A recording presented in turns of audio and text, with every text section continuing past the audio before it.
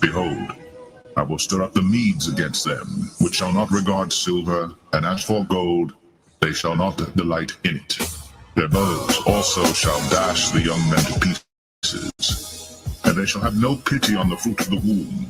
Their eye shall not spare children. And Babylon, the glory of kingdoms, the beauty of the Chaldees' excellency, shall be as when God overthrew Sodom and Gomorrah. It shall never be inhabited, neither shall it be dwelt in from generation to generation, neither shall the Arabian pitch tent there, neither shall the shepherds make their fold there.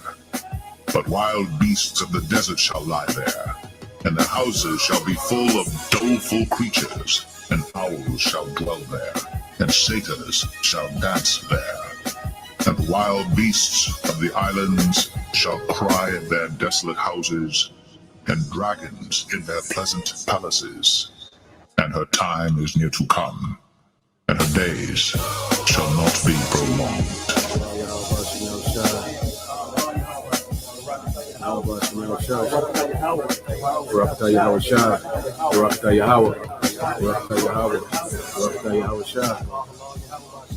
And I saw, as it were, a sea of glass mingled with fire, and them that had gotten the victory over the beast, and over his image, and over his mark, and over the number of his name, stand on the sea of glass, having the harps of God. And they sing the song of Moses, the servant of God, and the song of the Lamb, saying, Great and marvelous are thy works, Lord God Almighty. Just and true are thy ways, thou King of saints. Who shall not fear thee, O Lord, and glorify thy name? For thou only art holy. For all nations shall come and worship before thee, for thy judgments are made manifest.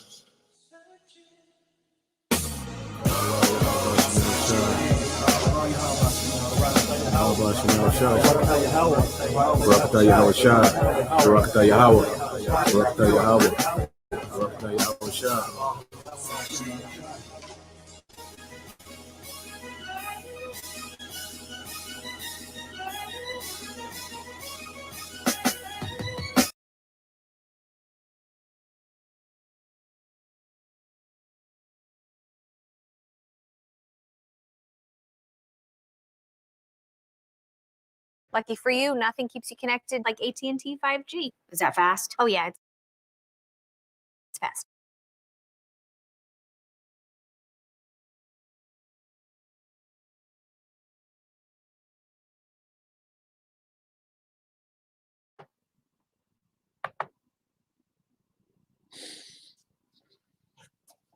All right. Shalom. First and foremost, I'd like to give all praise, honor, and glory unto Yahweh, Bahashem, Yahushua, Bahashem, Rakakadash, double honors unto the apostles and the elders of GMS who rule well, teach well, being great examples to his younger brothers, and peace and blessing, salutation, hopefully out there pushing his word in truth and in sincerity across the four winds in the name of Yahweh, Bahashem, Yahushua, pushing to get up out of here. Shalom to the hopefully the believers, the listeners whom have came back to the obedience of the scriptures through faith in Yahweh Bashem Shai. And what I want to get into today, all right, going into the account of the fall of Jericho, because that's very relevant, for the times that we're coming into now. And it was inspired by a documentary, it was a 30-minute documentary, proving, that you had this Christian archaeologist, and he was proving, that the account, of Jericho and Joshua, all right, and the men of Israel invading, Jericho and taking it over, he pretty much showed that without a doubt that account happened, and he's going to go into it's a very faith, boosting, documentary. I was real excited about this lesson, because I like to, go into the history, and I think this is going to be very edifying for the body, a faith booster in the time to come, and just shows you how Yahweh Bashim Shai has everything mapped out, man. Full trust, in our power, So what I want to do, I want to walk through the account of Jericho, beginning with Joshua the 5th chapter, then reading the 6th chapter, and then we're gonna pretty much watch the video, watch the documentary, you know, and I commentate a little bit with the documentary, you know, precept here or there, but mainly letting the video show, you know. So what I want to do first is let's get into the account. All right, let's get into the account of Joshua the 5th chapter. Um, share screen.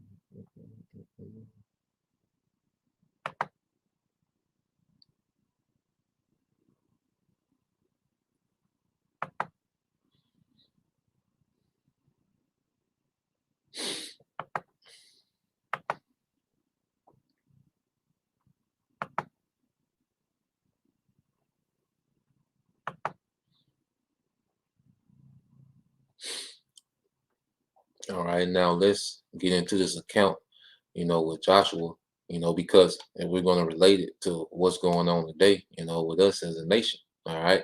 Because at the end of the day, what we have to understand, there's two generations of Israelite. There's a generation of the elect, and there's a generation of the disobedient. All right. Whom the Lord in this time, you know, he still has a wrath, you know, prepared for them, just as he has victory prepared for the elect, you know. So let's start off with Joshua chapter 5, verse 1.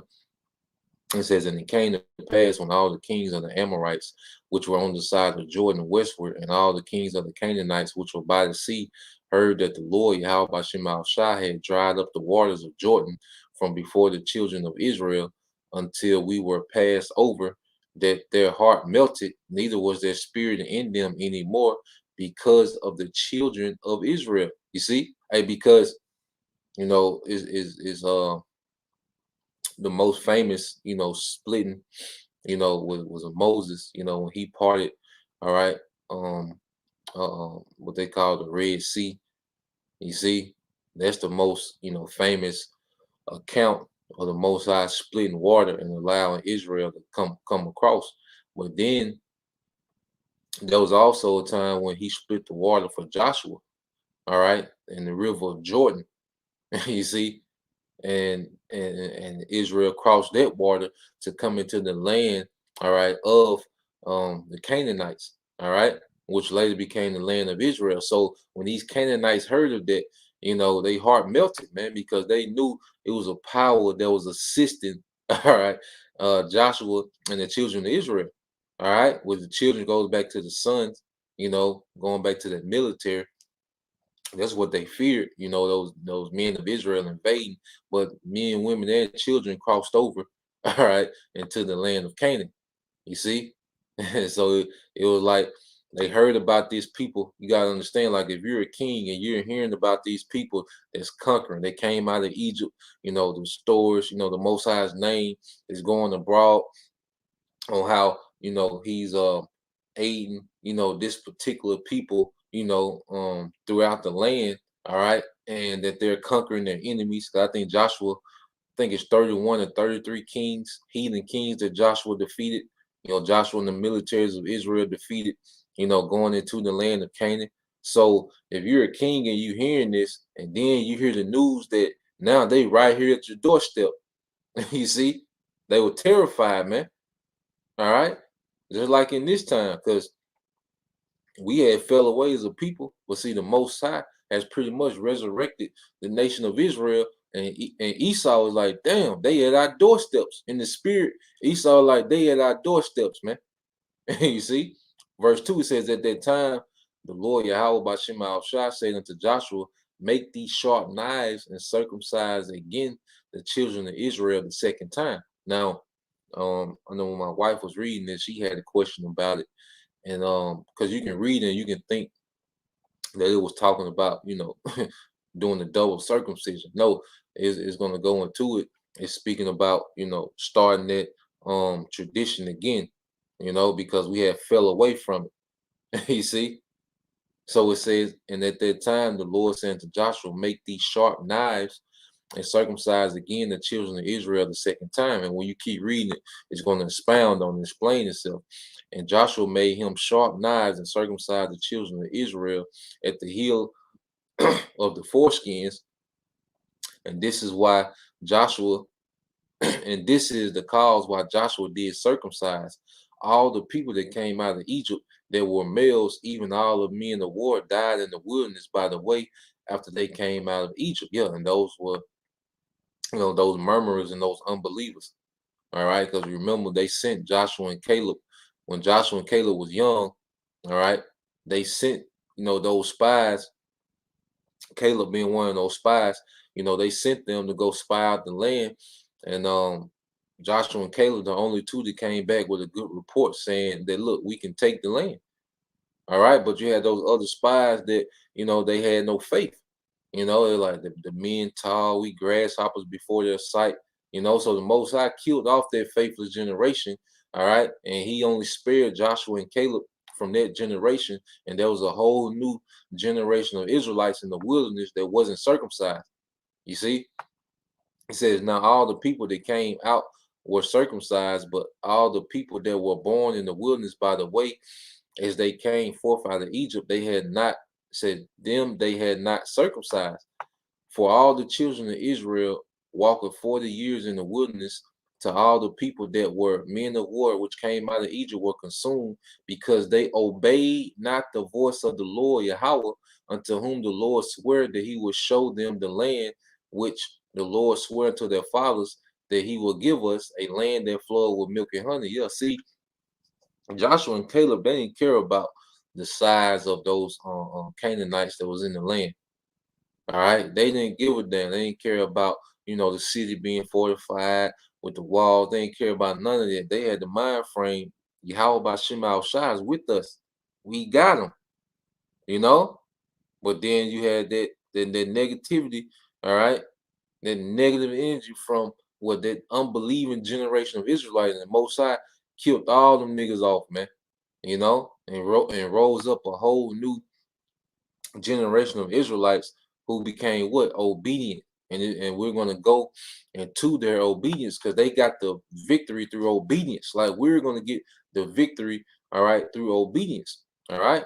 Verse 5, it says, and their children whom He raised up in their stead, them Joshua circumcised, for they were uncircumcised, because they had not circumcised them by the way. So let's get into it real quick, because in this time, we had to be recircumcised.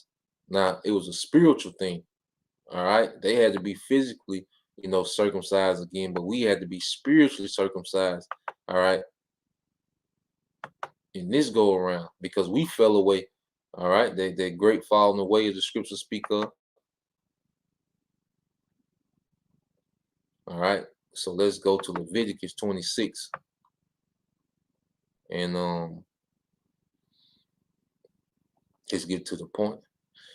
All right. This is Leviticus 26 and 40. It says, if they confess their iniquity, all right, and the iniquity of their fathers with their trespass, which they trespass against me, and that also they have walked contrary unto me. And this is what we're doing now.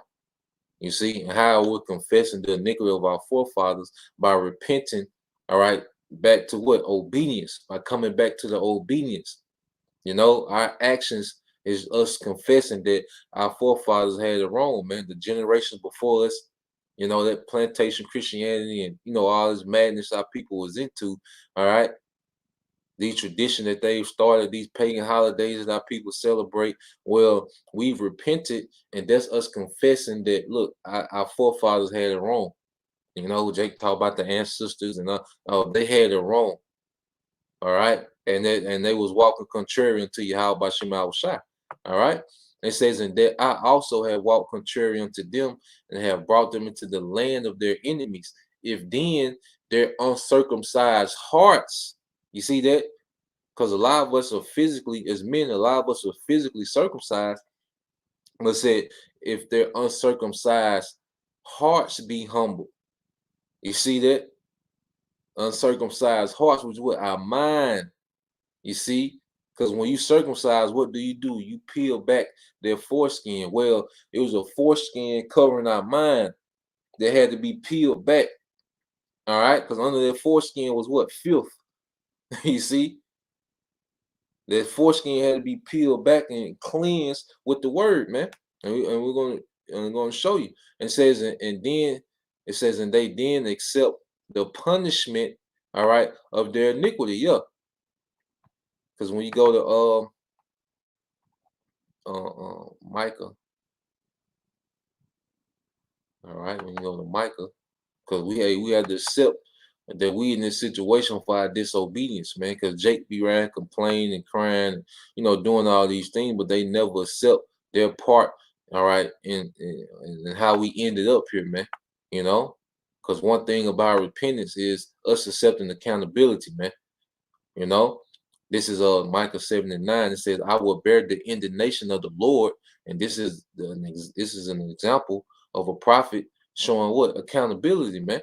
It says, "I will bear the indignation of the Lord Yahweh, because I have sinned against him. Until he plead my cause and execute judgment for me, he will bring me forth to the light, and I shall behold his righteousness," man. And the Lord is going to be provoked to execute judgment for us on the behalf of our obedience, man. All right, which we're going to get into it now. Let's go back to Leviticus.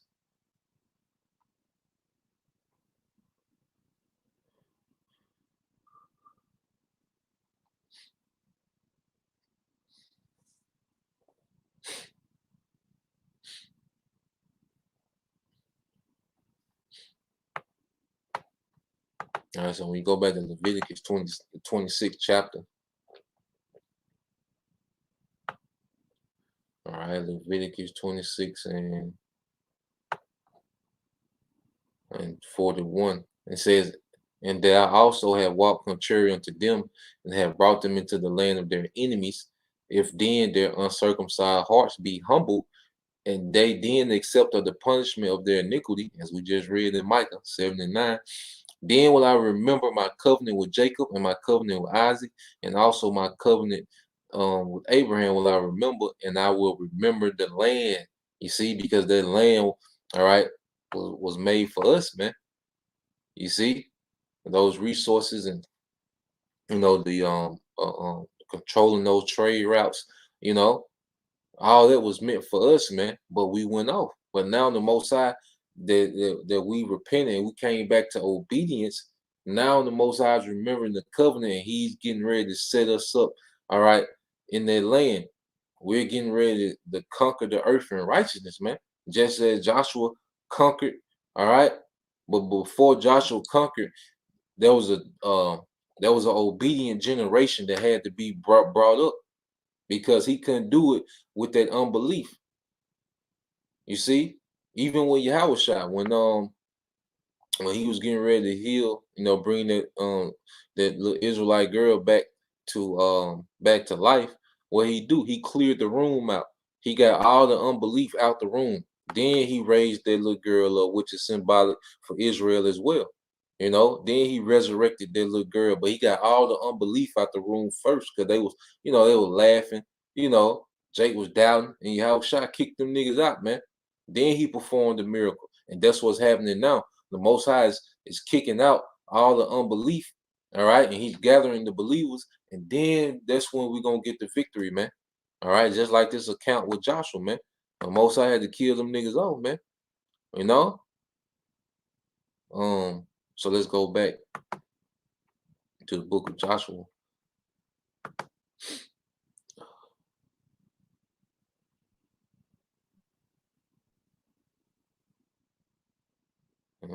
Now the brother just put this, the brother your heartless Judah Israel. And it said Deuteronomy 10:16, it says, "Circumcise therefore the foreskin of your heart, and be no more stiff-necked." Yep, going with your mind. You see? Beginning with your mind, man. That layer had to be pulled back off our mind. All right. This is the brother Prince of Yahweh. This is Rock 35:3. Said, "To depart from wickedness is a thing pleasing to the Lord, and to forsake unrighteousness is a propitiation." All right, which is what? An acceptable sacrifice. You see? Obedience, man. Obedience is going to take us a long way. You brothers and you few sisters, man. humbleness and obedience is going to take us a long way. Now, let's finish reading this account in Joshua. This Joshua 5 and 7. It says, and their children whom he raised up in their stead, them Joshua circumcised, for they were uncircumcised because they had not circumcised them by the way. And it came to pass when they had done circumcising all the people that they abode in the camp. They abode in their places in the camp till they were whole, which they had to heal.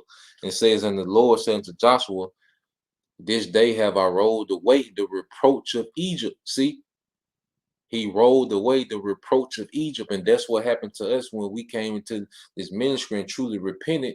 The Most High was rolling away the reproach of Egypt, those ways that we was brought up in. All right, whatever we was into, the Most High rolled that away. All right, through this word, man, the reproach of Egypt. All right, this spiritual Egypt. It said, this day have I rolled away the reproach of Egypt from off you. Wherefore the name of this place is called Gilgal unto this day. Let's see what Gilgal mean. Does it give us some? Gilgal.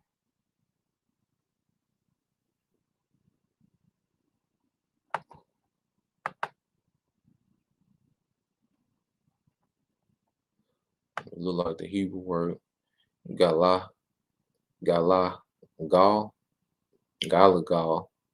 Yep, it says a wheel rolling.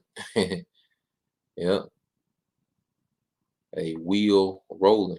And like I say, that is why. Can a brother put that with the 2 Corinthians 5 and 17? 2 Corinthians 5 and 17. Well, let's get back to it. A wheel rolling.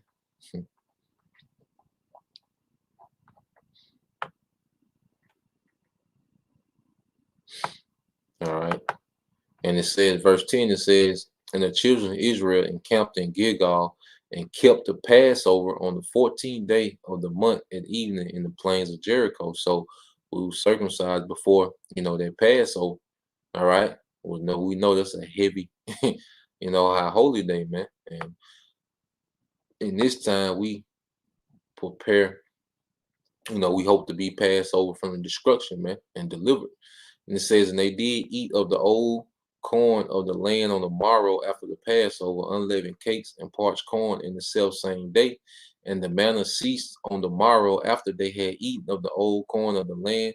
Neither had the children of Israel manna any more, but they did eat of the fruit of the land of Canaan that year. So they began to actually partake in the fruits of Canaan. And this was when the Most High stopped sending down manna, because we was getting ready to come into the land, all right, promised to our forefather. You see? Like, hey, we finna get ready to eat the fruits. Like what we're doing now, we're laboring. Hey, we're going to eat the fruits of our labor in the kingdom, man. We're going to partake. It's not going to be, like the scripture say, we're not going to need to teach anymore. All right, our people know the Lord. All our people going to be righteous. Now we're just going to partake in, the fruits and the luxuries of their land, man, and their rulership. All right, verse 13, and it came to pass when Joshua was by Jericho that he lifted up his eyes and looked, and beheld, there stood a man over against him with his sword drawn in his hand. And Joshua went unto him and said unto him, art thou for us or for our adversary? And this man is Yahushua. So Joshua looked up and seen Yahushua. You see, because Yahushua was aiding these military campaigns, man. And it says, and he said, nay, but as the captain of the Lord, all right, of the host of the Lord Yahweh, am I now come? And Joshua fell on his face to the earth. And this is going to prove that this is Yahushua, and did worship. All right. So it's a cut on any clown saying you don't need to worship Yahushua. Because when Joshua fell on his face to worship, he wasn't rebuked. You see, because if this was off, you don't think the Lord would have told Joshua, like, look, you worship, my son or angel.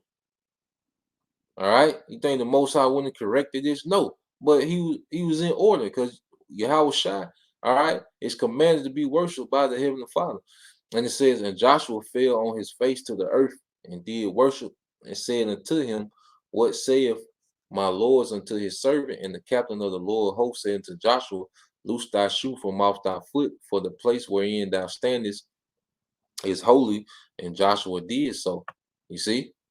So before this is right before we're finna go into Jericho. All right. So now Israel is circumcised. All right, which today is our minds. All right, that filth being rolled back. You see off our mind. And then what happened, man? Yahweh Shai showed up. You know. So now Yahweh Shai. We was in good standings with Yahweh Shai. You know, he was for our behalf. You know, so now Joshua and them is ready to conquer. But first, they had to be, you know, some things set up. And when you go into let's get a few precepts real quick. All right. So when you go into because it said Joshua took a sharp knife, you know, to circumcise them. Well, what's that sharp knife today that's circumcising our mind? When you go to Hebrews 4 and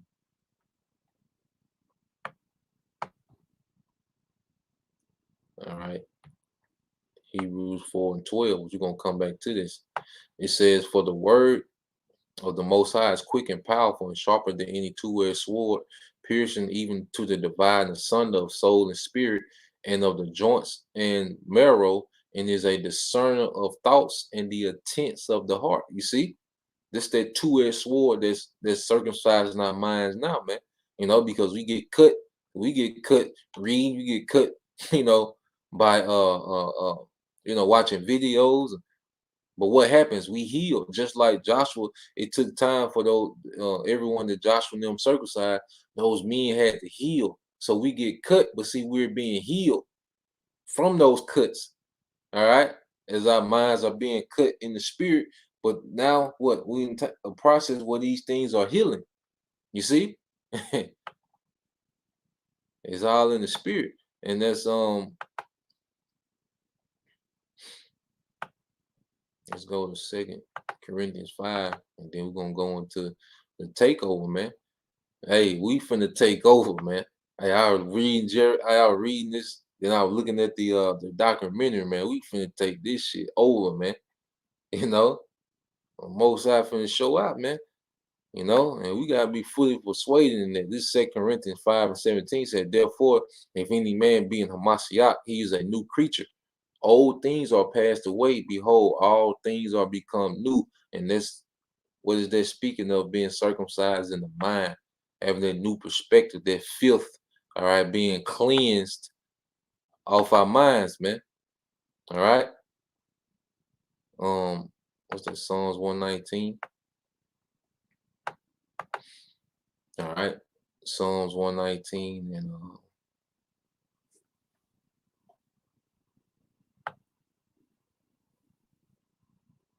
Psalms 119 and 9. It says, wherewithal shall a young man cleanse his way by taking heed thereto according to thy word. All right. So this word is a cleansing agency, man. You know, it cuts, it cleanses, and it heals, man.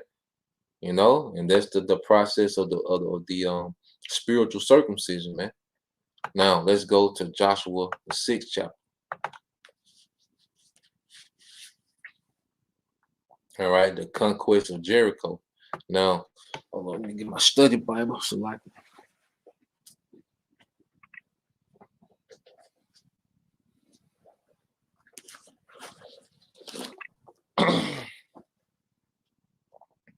All right, now this is the conquest of Jericho.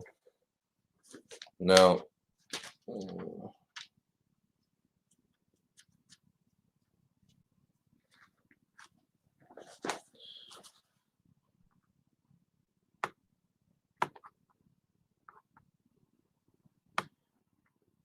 when you start into it, this is the book of Joshua, chapter 6, verse 1. It says, now Jericho was straightly shut up because of the children of Israel. None went out and none went in. So it's a siege. All right.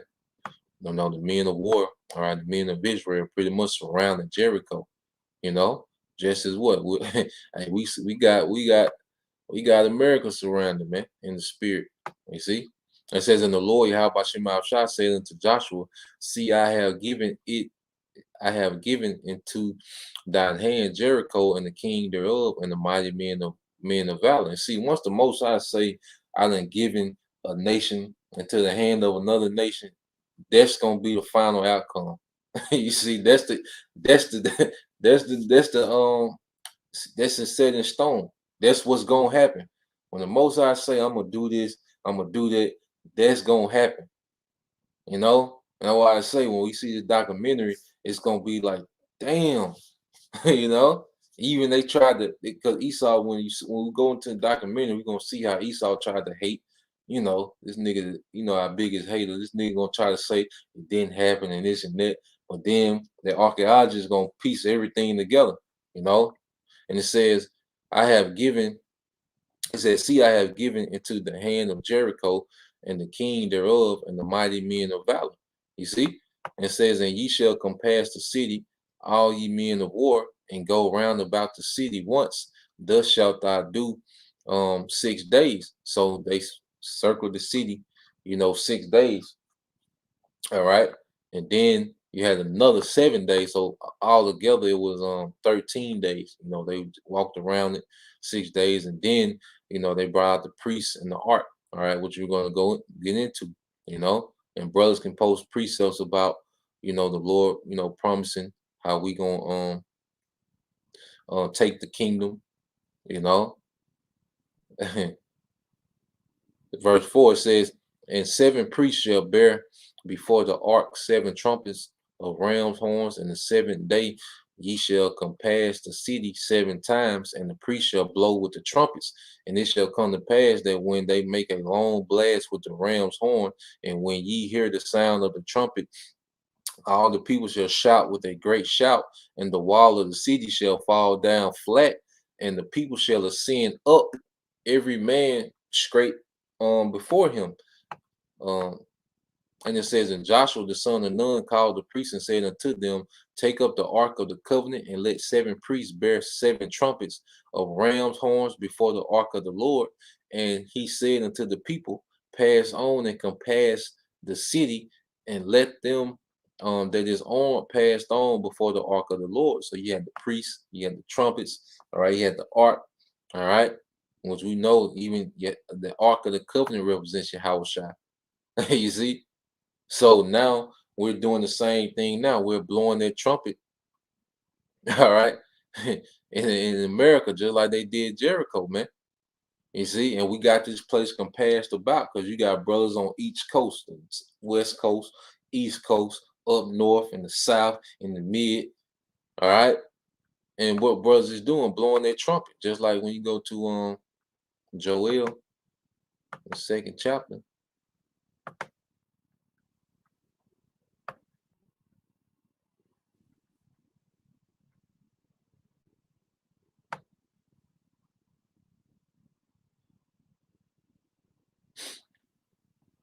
All right, Joel 2 and 1. It says, blow ye the trumpet, you see, in Zion, and sound the alarm in my holy mountain. Let all the inhabitants of the land tremble, for the Lord, for the day of the Lord Yahweh Shema Shah cometh, for it is nigh at hand. So we're blowing the trumpet in this time, man. And said, let all the inhabitants of the land tremble. See, and those inhabitants of Jericho back then, they were trembling. And see, now you have the same thing from these higher ups, man. The Esau Edom, all right, which are what spiritual Egyptians, they come in the energy of these ancient Canaanites. Guess what? These at least trembling at this trumpet going out because they know what this means. This is a sound of, this is an alarm being blown. All right, this is a spiritual war. See, we're waging a spiritual war, and when you go into it, it's gonna lead. All right, it's going to lead to that victory. Because when you go into Daniel 7 and 21, this is from the brother Bayan Yasha Allah, behold, at the same, it says, and the same horn made war, and this is America, with the saints and prevailed against them. And that's what happened. You see, they prevailed. But see, This part gonna play out too, because Esau like to talk about manifest destiny. Well, what about this part?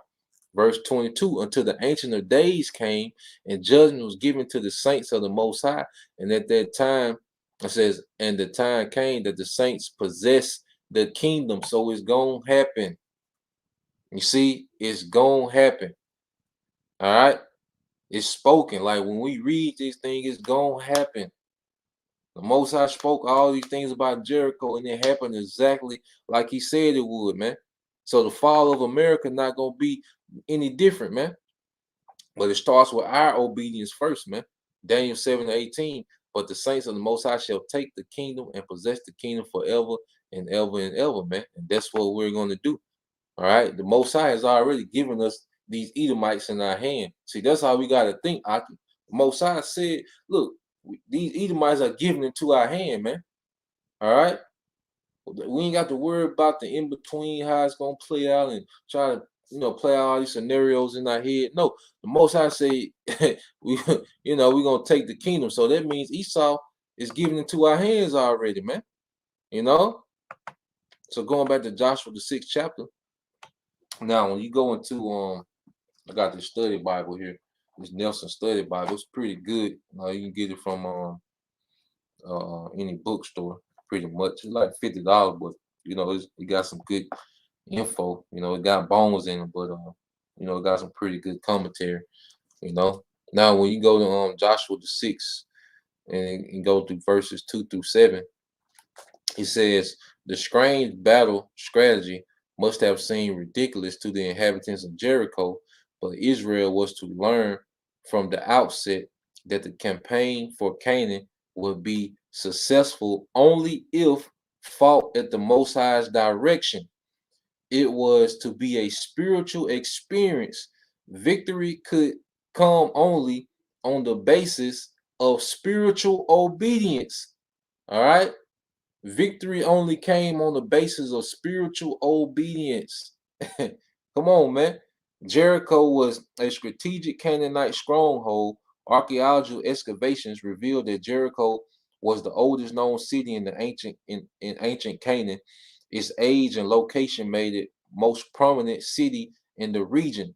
Its fall would open up the whole center of the land to the invaders. So once Jericho fell, all right, they just ran through everybody else, man. Because Jericho was a stronghold.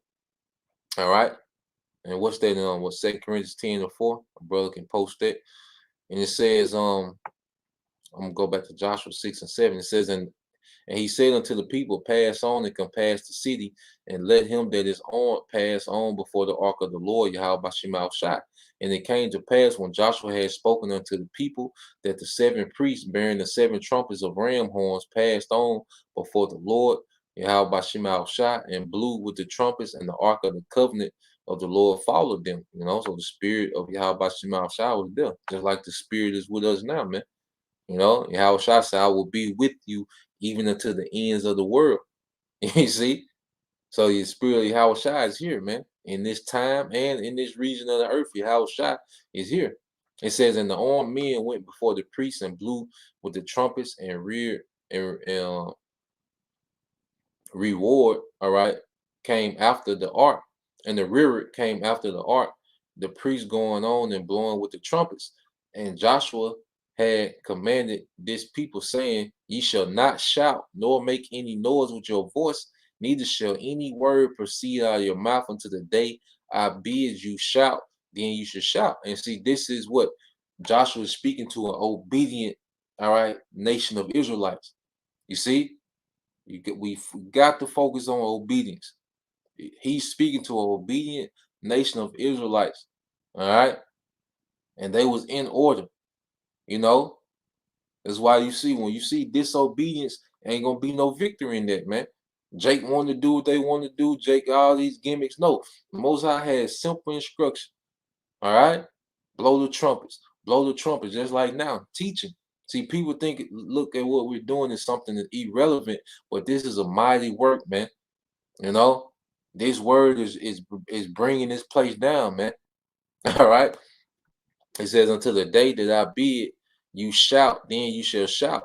So the ark of the Lord compassed the city, going about it once, and they camped in. It says, and they came into the camp and lodged in the camp.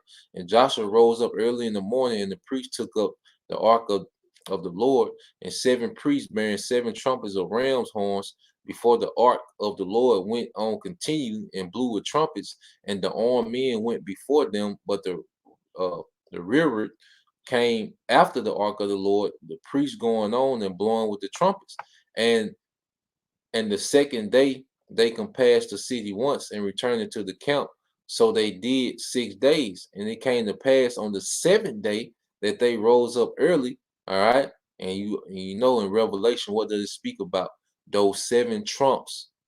You see, we're gonna go into that 7th trump. And it came to pass on the seventh day that they rose up early about the dawning of day and compassed the city after the self same manner 7 times. Only on that day they compassed the city 7 times. So they walked around 6, and then on the seventh day, all right, they went 7 times. So 13 days, all together.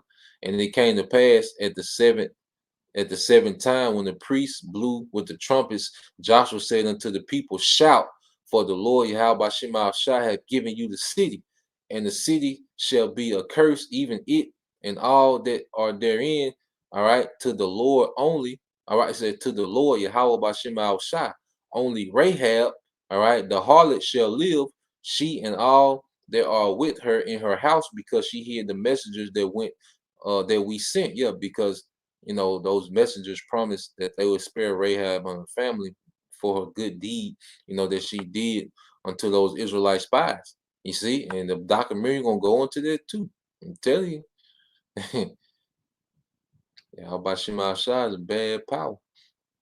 Verse 18, it says, and ye in any wise keep yourselves from the accursed things, lest ye make yourselves accursed when you take the accursed thing and make the camp of Israel a curse and trouble it. But all the silver and gold and vessels of brass of iron are consecrated unto the Lord. They shall come into the treasury of the Lord Yahweh. So they're being instructed not to take anything but the silver, gold, the vessels of brass and iron, and those would go into the treasury. That's all they was instructed to do. Everything else supposed to be slaughtered and burned. You see? It says, so the people shouted with the priest. It said, when the priest blew the trumpets, and it came to pass when the people heard the sound of the trumpet, and the people shouted with a great shout, that the wall fell down flat, so that the people went up into the city, every man straight before him, and they took the city. You see? Now, when you go into it, yep, the brother got it. Water, bro. This the brother by Young Yasha 2 Corinthians 10:4. It said, for the weapons of our warfare are not carnal, but mighty through the most high to the pulling down of strongholds. All right. And right now, what are we doing? We're pulling down spiritual strongholds. But it's gonna come a time, all right, when that 7th trump gonna sound, all right, and that ark of the covenant, which is Yahweh Shai, hey, then it's gonna then something gonna shake for real. All right, then it's gonna be a physical taking down. This is a revelation. Now remember this. You see, all right. Now this is Revelation 11:14. It said the second woe is past, and behold, the third woe cometh quickly. Now, when you go into this group of precepts, you see what the title is: the 7th trumpet. Yahweh Shai's reign foreseen. All right. You can't make it up, man. It says, and the 7th angel sounded, all right, and there was great voices in heaven saying, the kingdoms of this world are become the kingdoms of our Lord and of his anointed. You see that? So just as Joshua, all right, hey, he conquered Jericho, where Yahweh Shai is coming to conquer, all right, the earth, man. You know, and just as Jericho was burnt, it was invaded, it was burnt, everything was slaughtered. The same thing gonna happen in America, man. All right, and he shall reign forever and ever. All right. You see, that was a prelude of what's to come on a much more massive scale. What we're reading in Joshua, man. You know, but they just finished Joshua out. Then we're gonna get to the documentary, man. I really want you brothers and sisters to see this. This is Joshua 6:21. It says, and they utterly destroyed all that was in the city, both man and woman, young and old. See how obedient they were? All right, not like Saul, all right, his weak ass, all right, and ox and sheep and ass with the edge of the sword. But Joshua had said unto the two men that had spied out the county, go into the harlot's house and bring out thence the woman and all that she had, and as ye swear, all right, and as ye swear unto her. And this also shows the integrity of Israel. Like they said, they told Rahab they was gonna preserve her and the family, and they did it, man. Not like Esau, man. You know, who don't keep no treaties, who don't keep no agreements. All right. It says, and the young men that were spies went in and brought out Rahab and her father and her mother and her brethren and all that she had, and they brought out all of the kindred and left them without the camp of Israel, and they burnt the city with fire and all that was therein, only silver and gold and the vessels of brass of iron they put in the treasury of the house of the Lord Yahweh Bashim Shai.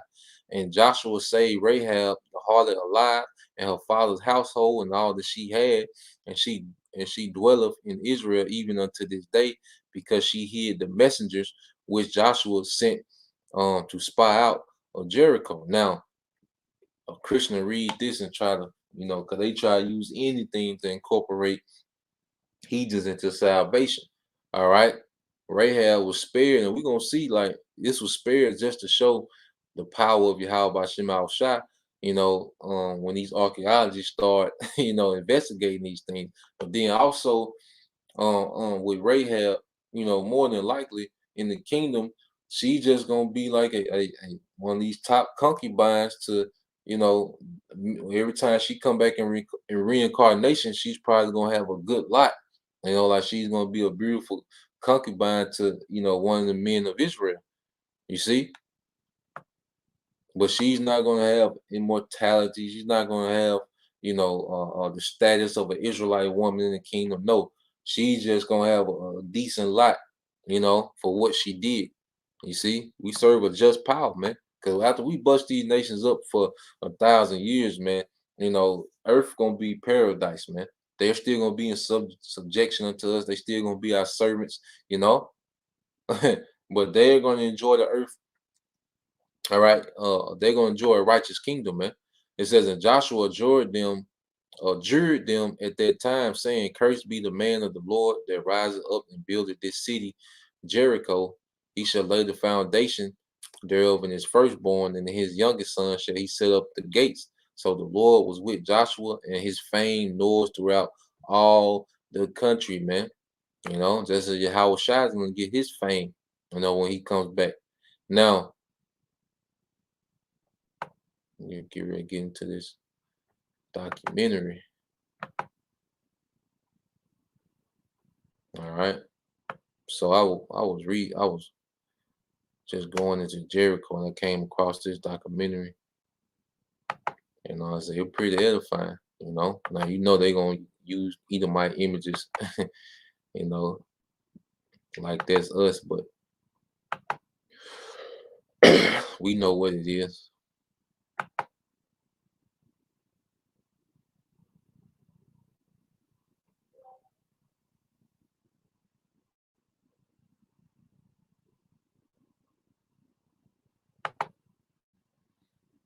Of him with two of my friends.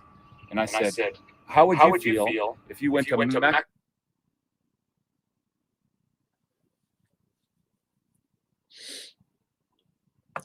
Give it a minute.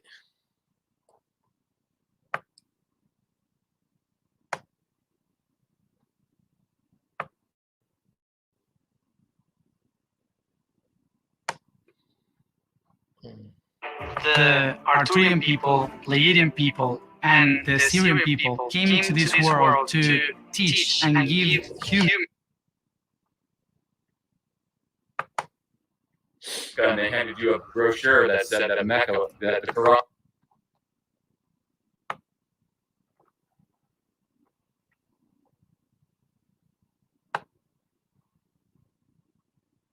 The Arturian people, Pleiadian people, and the Syrian people came to this world to teach and No, nigga.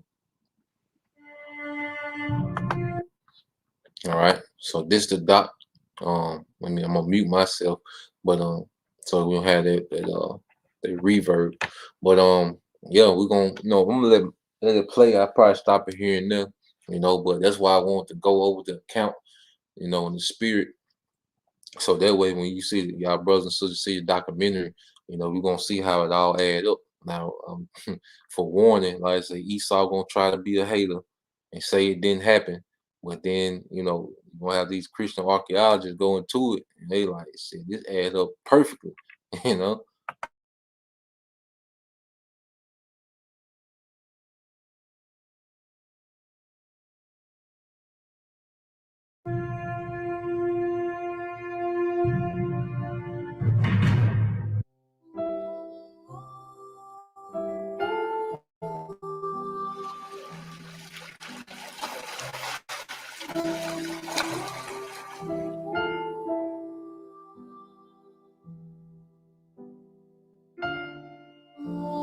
Well, welcome to the Holy Land and this biblical site of Tel Jericho.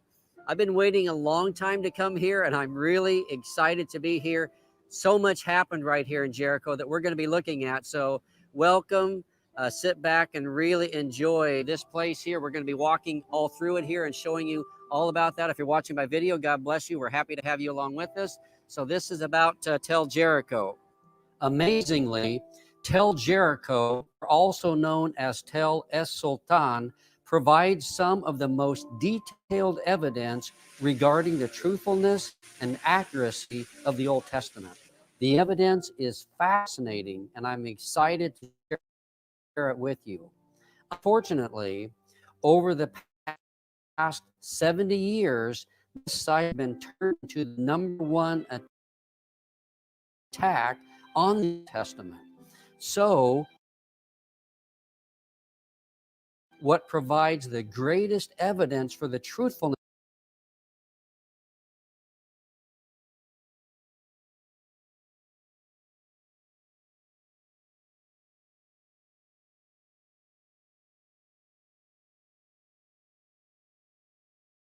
of the Old Testament has been turned into the greatest attack on it. However, you will be able to see the evidence for yourself and come to believe all the evidence found here supports the exact details in the biblical account. It will be quite convincing to see. Now, Jericho is in the Jordan Valley, about 8 miles or 13 kilometers north of the Dead Sea, and about 15 miles or 24 kilometers east of Jerusalem. It's situated at about 900 feet or about 275 meters below sea level, making it the lowest city in the world. So right now you are at the lowest city in the world. Its name means City of Palms. It was located at the crossroads of two main travel routes. It had a north-south route that ran through the Jordan Valley and an east-west route that connected the east side of the Jordan with Jerusalem, the Samaritan cities, and the coastal plains of the Mediterranean Sea. Now, a little bit about the historical background of Jericho. Jericho was a well-fortified Canaanite city before the Israelites arrived. Because it was on the crossroads and because of its location, it was well fortified by the Canaanites before the Israelites arrived. It's an ancient city with around 6,000 years of history. It boasts as the oldest continually inhabited city in the world. Now, right here at this Tel, archaeologists have uncovered 23 layers of civilizations. So once again, this is a Tel, and they have found 23 layers of civilizations. Now let's begin by looking at the conflict surrounding this site. If you were to visit Jericho today, you would be given a visitor's brochure that says the following.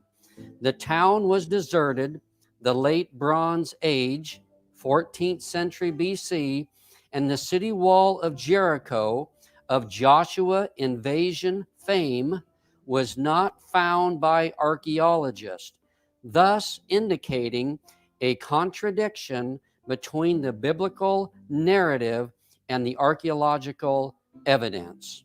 So, in other words, when the time the Bible says Joshua conquered Jericho, it was already destroyed and deserted, making the biblical account wrong. This is what this site attempts to teach every visitor that comes here. Now, how has this come about? There have been 3 major excavations carried out here at Tel Jericho. The first took place by Ernst Sellen and Karl Watzinger between 1907 and 1911. From their discoveries, they suggested all the evidence supported the biblical account of the battle and destruction of Jericho. The second excavation was done by a British archaeologist named John Garstang between 1930 and 1936. In addition to the previous discoveries, he documented remains of the upper wall as described in the Bible and dated it to around 1400 BC, the exact date of the Israelite conquest. He discovered many rooms that contained full jars of burnt barley and other pottery. By carefully analyzing much of the pottery, Garstang also dated the destruction of the city to around 1400 BC, which matches the exact date of the biblical conquest of Jericho. The third excavation was done by Kathleen Kenyon. She was a British archaeologist as well, between 1950. Now, this archaeologist, see, the first 2 archaeologists, they said, look, everything is adding up according to the excavations. They were like, everything is adding up to the biblical account. But then you have this nigga here, all right, her handsome ass, Kathleen Kenyon. She's going to be the one that's going to try to debunk the biblical account of Jericho, all right? But then he's going to come back after her, and the evidence that he's going to bring, the way he's going to line it up with the scriptures and the archaeology, all right, is undeniable, man. But this is the one that, and we know who sent this, we know who sent this nigga, man, to cause that confusion, man, and it's ironic that here it is, Esau trying to debunk the Bible, all right, these elites, but then they'll call themselves us and be in the land. You see? Damn hypocrite, man.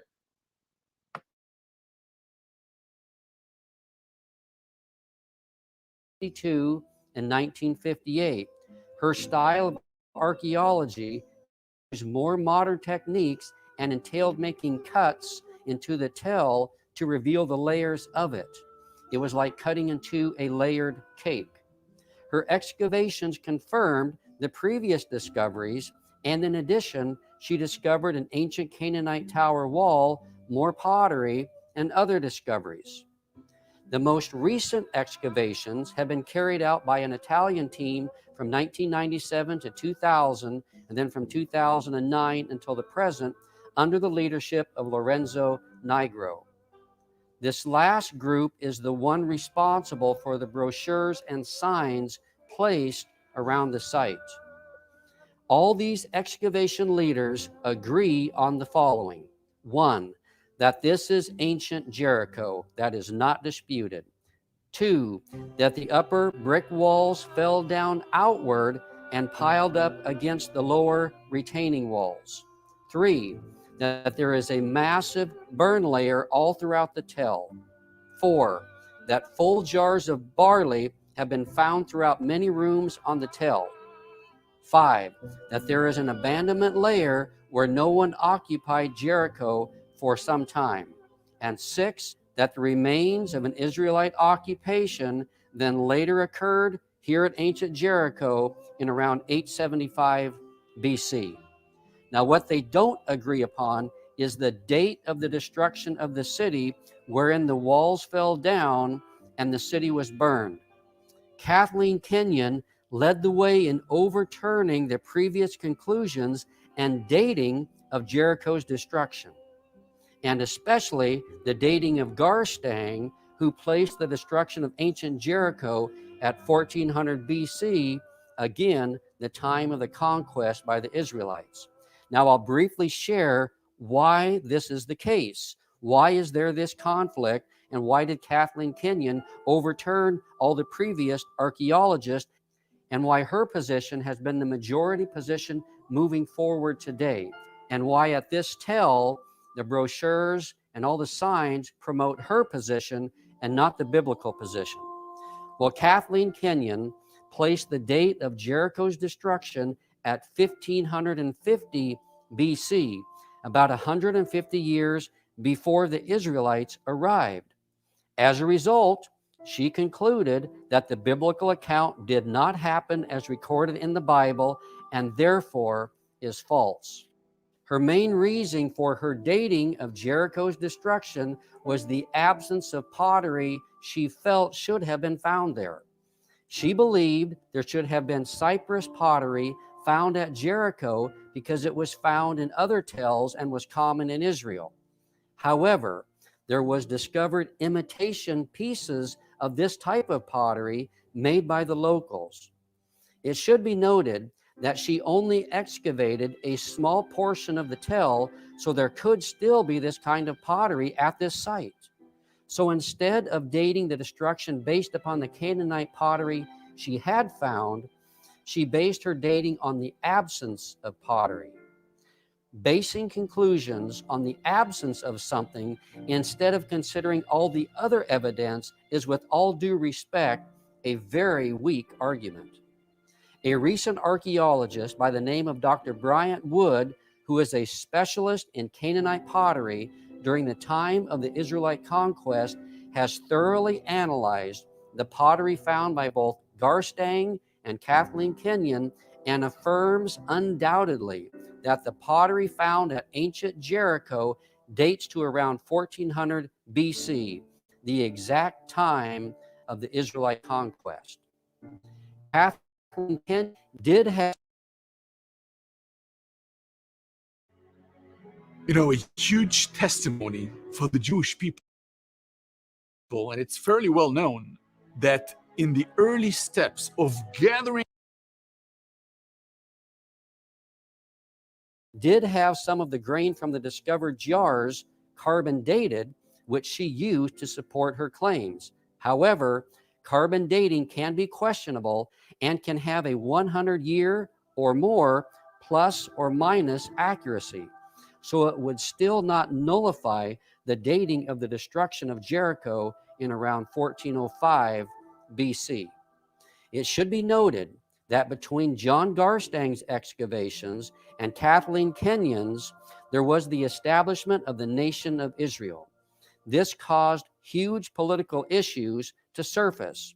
Kathleen Kenyon was not a Christian, and ancient Jericho was under the control of Jordan at the time she did her excavations.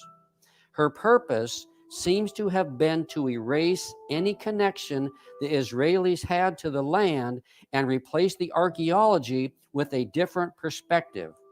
She did this at other sites in Israel as well, one of which being David's tomb in the city of David. She completely overturned the previous discoveries and conclusions of that site. Today, ancient Jericho is under the control of the Palestinians of the West Bank, and it appears they don't want to concede any rights to Israel. For this reason, the current Italian group, who has been excavating this site for the past 20 or so years, have actually covered up some of the evidence at this site that supports the biblical account so it can no longer be seen. And as mentioned, they are the ones in charge of the brochures people receive and the signs on the tell, which promote that there is no evidence for Joshua's destruction of Jericho.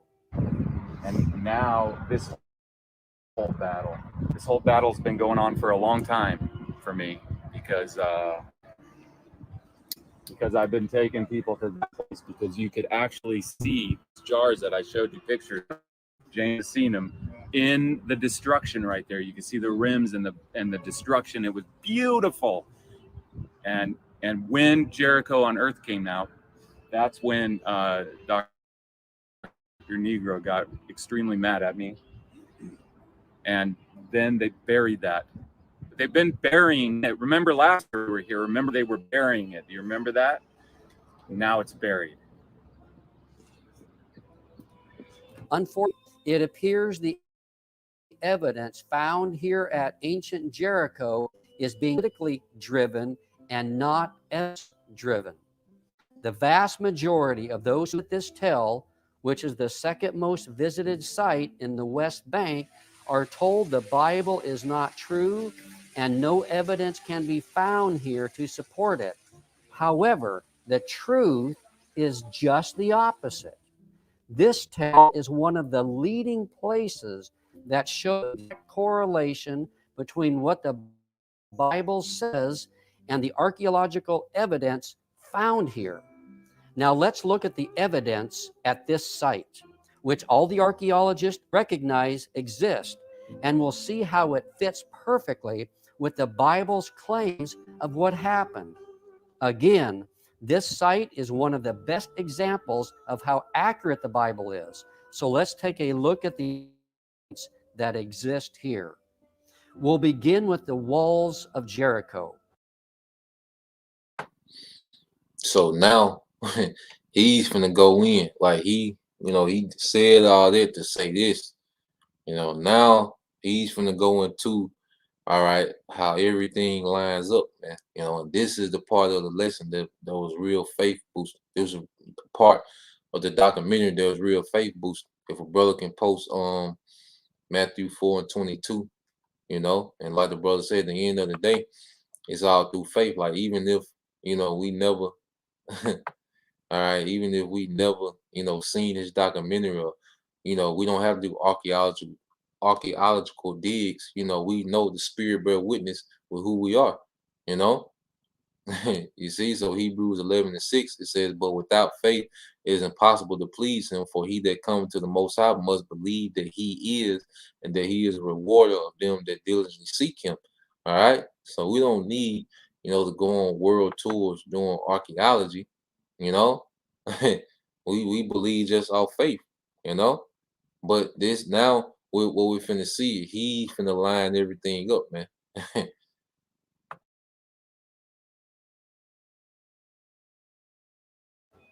Now, the city wall here, this Tel Jericho, had not just one wall, it was a double-walled, fortified city.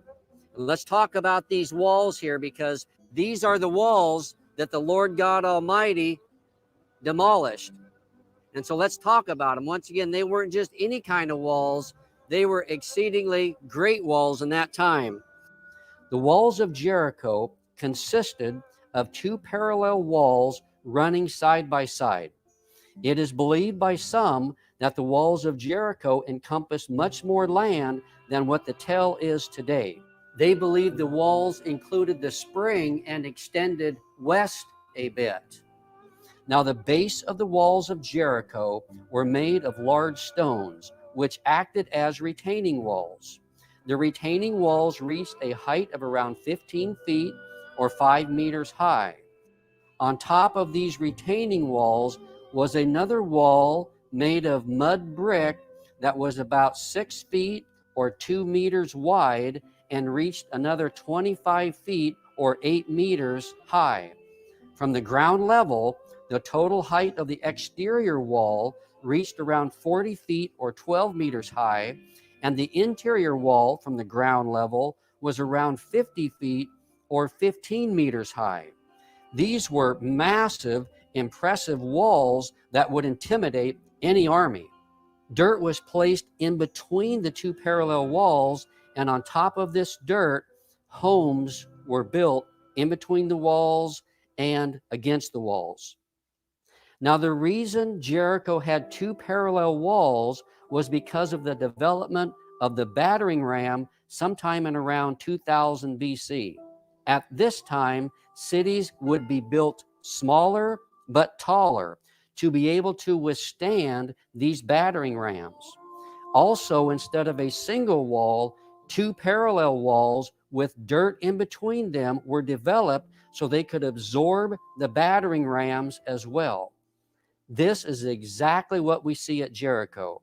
We see a small example of this at Tel Hatzor as well. The distance between the walls is much smaller at Hatzor, but the same pattern was used. In the middle of the walls was the home of the prostitute Rahab, who hid the spies and let them down the exterior wall using a rope. Now, the Bible tells us exactly how and where the walls of Jericho fell down. After the Israelites marched around the city 7 times, on the 7th day, Joshua 6:20 says that, so the people shouted, and the priest blew the trumpets, and when the people heard the sound of the trumpet, the people shouted with a great shout, and the wall fell flat, so that the people went up into the city, everyone straight ahead, and they took the city. Now, the Hebrew word for fell flat literally means that the walls fell beneath themselves. This means they fell outward towards the outside of the walls and at the bottom of the retaining wall. It also says that after the walls fell outward, that the Israelites went up into the city. The evidence reveals that only the brick walls that were on top of the rock retaining walls crumbled and fell outward. This then formed a ramp upon which the Israelite soldiers could walk up into the city to conquer it. All the archaeologist reports agree upon where the walls fell, and how they fell are placed. So the Most High so cold, he had the bricks of the wall fall outward, and they created a ramp where all we had to do was just walk up. You know, the militaries of Israel, the men of Israel just had to walk straight up into the city. You see, the Most High said, look, I have given the king of, you know, of the Amorites into thy hand. He made it to where the walls fell in a way that they made ramps where all the men of Israel had to do was walk up, man.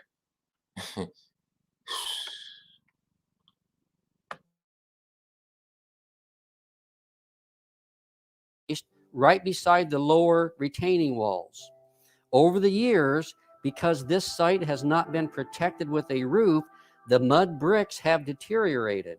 However, all the archaeologist reports, and especially that of Kathleen Kenyon, show it clearly, and some of the remains can still be seen today.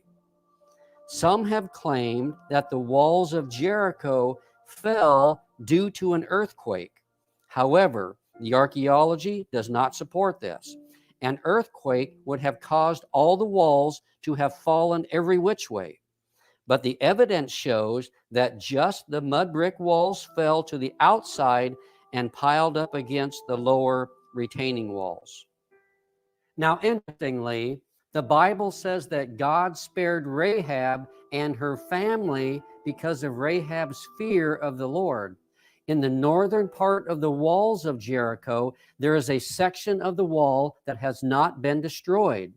In the German excavations between 1907 and 1911, they discovered part of this wall that was perfectly intact, and the mud brick section on top of the retaining wall was preserved and reached a height of 9 feet or 3 meters high. Could it be that this is the area in which Rahab lived? I believe it is, and gives further evidence that the Bible is true and that it was God who ultimately gave the Israelites the victory and saved Rahab and her family. Now let's look at this evidence of a massive burn layer found here at the Tell. The Bible says that after the walls of Jericho fell down, Joshua burned the city with fire. Joshua 6:24 says, then they burned the city with fire and all that was in it. Only the silver and gold and the articles of bronze and iron they put into the treasury of the house of the Lord. Now there is a massive burn layer that runs throughout the Tell at the exact same layer height. And you can see the evidence here in how it runs and is found throughout the Tell. This burn layer is exactly what we see and of which all the archaeologists agree upon. There's no doubt this burn layer exists. In fact, here is what Kathleen Kenyon said in her archaeological report about this burn layer. The destruction was complete. Walls and floors were blackened and reddened by fire, and every room was filled with fallen bricks, timbers, and household utensils. In most rooms, the fallen debris was heavily burnt, but the collapse of the walls of the eastern rooms seemed to have taken place before they were affected by the fire. So Kathleen Kenyon affirms that there is a massive burn layer here, and that some of the walls, she admits, fell down prior to this burn layer. Now, the way the Israelites burned Jericho was by gathering massive amounts of wood and piling it up against the buildings. The fire would create an intense heat that would crack and crumble the mud brick and stone buildings inside the city, along with burning all the wooden beams and so forth. And we can also find this exact same type of burning that took place at Tel Hatzor to the north of the Sea of Galilee. Next, let's look at these jars of grain that have been found here. There have also been found in many rooms full jars of barley.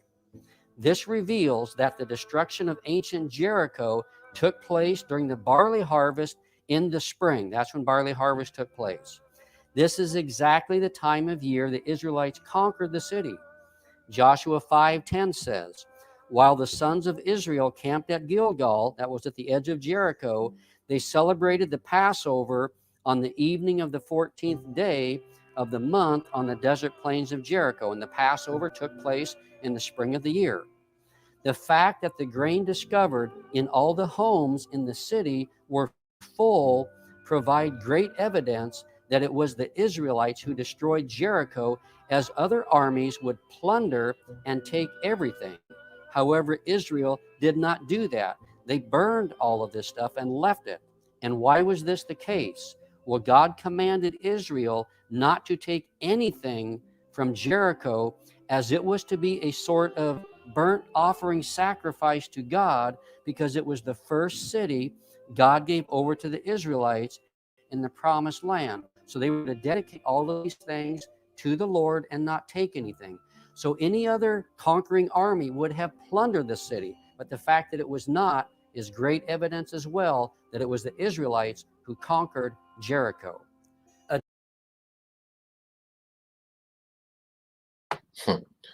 Most High cold, man.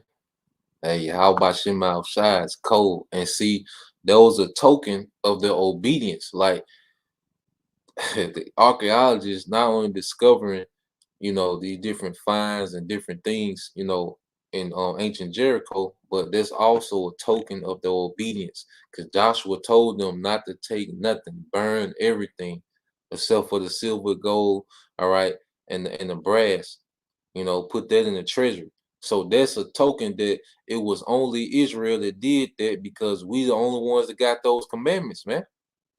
You see, any other military would have took everything of value. All right. You can't make it up, man. Esau tried to cover it up, but it backfired. What a brother can put that, you can do nothing against the truth before it. Everything that this man is trying to do to cover the truth up, man, is backfiring on this guy. All right, let's get this one real quick. This is brother sup with Yahushua.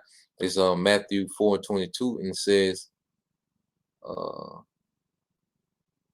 it's like I said Matthew. I meant to say Mark. It's like it, brothers. Yeah, I meant to say Mark 4:22. Brother can post Mark 4:22, and I think that's Corinthians. You can do nothing against the truth before it. But yeah, man. So you can't get around it, man. Then where Rahab was supposed to live, it was unscathed. Everything else was destroyed except the quarters where Rahab and her family lived, man.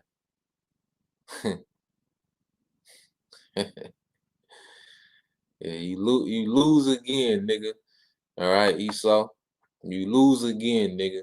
This 2 Corinthians 13:8, it says, for we can do nothing against the truth, but for the truth.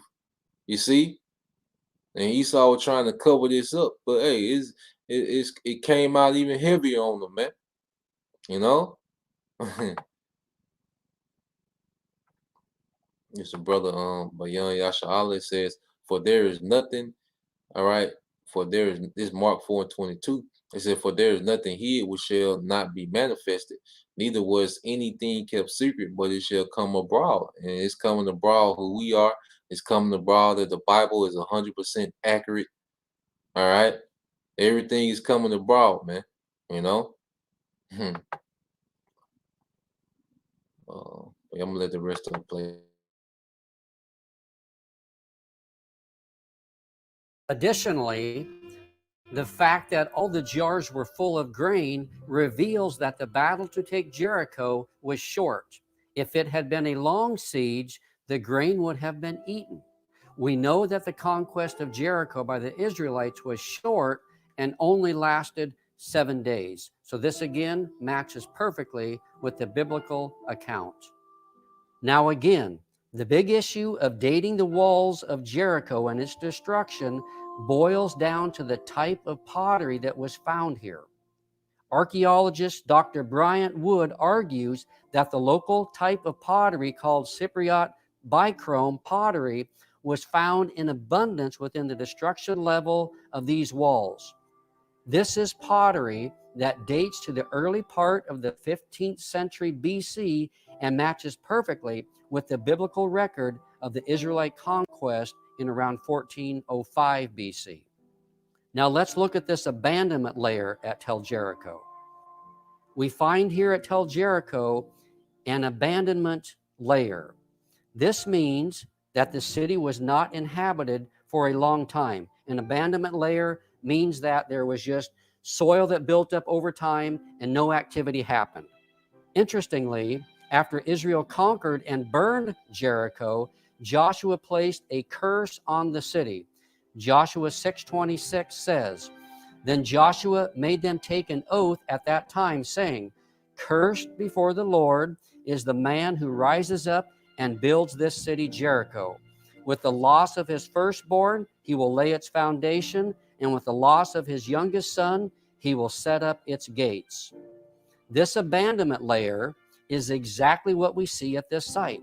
Jericho would not be rebuilt after its destruction in around 1405 BC until around 875 BC during the time of King Ahab. 1 Kings 6:34 says, in his days, Hiel the Bethelite rebuilt Jericho. He laid its foundations with the loss of Abiram his firstborn and set up its gates with the loss of his youngest son, Segub, in accordance with the word of the Lord, which he spoke by Joshua, the son of Nun. So again, we see this abandonment layer that fits perfectly with the Bible's account. Next, we'll see an Israelite layer on this tell. The archaeology then reveals an Israelite layer of civilization on the tell here. This coincides exactly with the fulfillment of Joshua's prophecy that the city would be rebuilt. We also see a very ancient round structure that dates to around 5,000 to 6,000 BC. It is believed to have been a tower of some sort, but we're not certain. This gives evidence that Jericho was a very old city. Now, all the evidence we see here at Jericho fits exactly with the sequence of events that the Bible says happened. Instead of this site being used to discredit the Bible, it is one of the best sites to defend and show the truthfulness of the Bible. It is my hope that this video will strengthen the faith of all who see it, and that those who come to visit this site will not be swayed by the false narrative that is being promoted here. In fact, Joel Kramer, a Christian archaeologist, has a desire to restore this site to once again reveal all the evidence that is being covered up here. So it speaks the truth of what the Bible says happened. Here are his hopes. If I were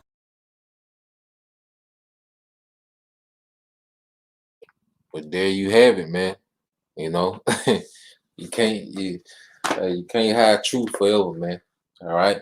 Esau Edom is done. You know, brother can post that in Second Ezra 6 and 27 and 28. All right. But yeah, I thought it would be a good documentary. Uh, you know, Esau, how he taught, you know, he ain't got no flavor, you know, but the water for y'all bearing with me, all right, through the documentary, you know, but I thought it'd be faith boosting just to see how even the archaeologist's evidence matches up perfectly, you know, with that account in the Bible. And they're just a token to show that everything in the scriptures is true, man. You know, everything in the scriptures is true, from the history to the present time to what's prophesied to happen is true, man. You know, hey, we serve a power that's true to His word, man.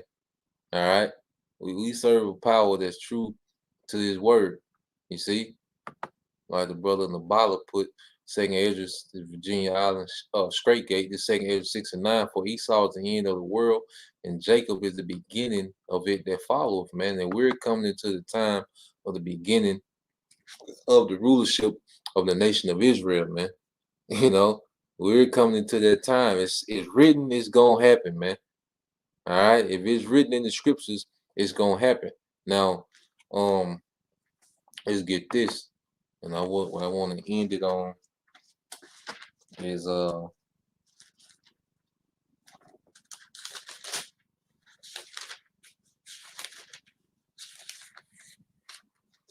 gonna go back to Hebrews 4. Let's get Hebrews chapter 4, verses 8 through 11. Hebrews 4, verse 8 through 11. All right. It's from the brother Bayan Yasha'ala. It says, for evil shall be put out, all right, and deceit shall be quenched. And that's what we're seeing happening, man. You know, Esau's evil empire is crumbling. This word going out, just as the priest, all right, back then was blowing that trumpet, all right, surrounding Jericho. Well, we understand that what through Yahweh Shai, all right, the priesthood has been opened up to all tribes, man. So you have all these camps, all these Israelite men blowing this trumpet, man. You know, and what's happening, man? Esau, this wicked empire is crumbling, man. Verse 28, and it says, as for faith, it shall flourish, corruption shall be overcome, and the truth, which have been so long without fruit, shall be declared, man. And this is what's happening, man. Truth is being declared, man. Lies is being swallowed up, you know, and he can't hide anymore, man. This but you know, Yasha'Allah, Hebrews 4 and 8. Now, as we see, it say Jesus right here, but it's speaking of Joshua. All right. This is speaking of Joshua, whom we've been going into. It said, for if Joshua had given them rest, then would he not afterward have spoken of another day? Yeah, because you know, through Joshua, all right, that began, all right, the sovereignty of Israel, you know, in the land promised to our forefathers, but it wasn't their rest, it wasn't that the eternal rest that we're finna come into now. It says, there remaineth therefore a rest to the people of the Most High. See, now we're fighting back to get back into that rest until this time it's going to be, all right, eternal. You know, if a brother can put that second Samuel 7 and 10. 2 Samuel 7 and 10. It says, for he that is entered into his rest, he also have ceased from his work, his own works, as the Most High did from his. Verse 11, let us labor therefore to enter, all right, into their rest, lest any man fall after the same example of unbelief. And those Israelites, they didn't get to go into their rest because of their unbelief. All right. But we're going to be those that are obedient, you know, to what our leadership, beginning with Yahweh Shai. You have the apostles and elders, you know, and the elders set up in different camp. We're being obedient to the leadership, which is going to lead to what? The victory through obedience, man. You see? So this is what, you know, we're coming into, man. All right. This victory by obedience, man. Just as ancient Jericho fell America gonna fall. America is no different. Ain't nothing special about America. It's gonna fall the same way. If the Most High said that America gonna be a desert, it's gonna be a desert, man. All right. This is 2 Samuel 7:10 said, moreover, I will appoint a place for my people Israel and will plant them and that they may dwell in a place, all right, of their own. All right, and move no more, neither shall the children of wickedness afflict them anymore as be time, man. So we finna get that eternal rest and not be moved, man. You know, and it's gonna be through Yahweh Shai. All right, you know, and Joshua, his name is Yahweh Shai. All right, well, he wasn't, you know, the anointed. He was chosen for that particular time period to do what he did. But see, Yahweh Shai, all right, he's the only begotten Son that's going to lead us to the eternal rest, you know? So that's the point, you know, Lord will, you brothers, you know, you sisters were edified, man. You know, Lord will, I can go more into these, you know, documentaries and we can just watch them together and, you know, break them down and go into it, you know, if I believe it's something that build our faith, man, you know? All right. Well, I say the water for you brothers and sisters sticking around. I know this ain't the typical lesson. You know, we had to go kind of nerd mode for a minute, but it is what it is, man. It built faith, you know. So Lord willing, you brothers and you sisters edified. Till next time I say Shalom, Kwam Yashala, Abba, DTA soon.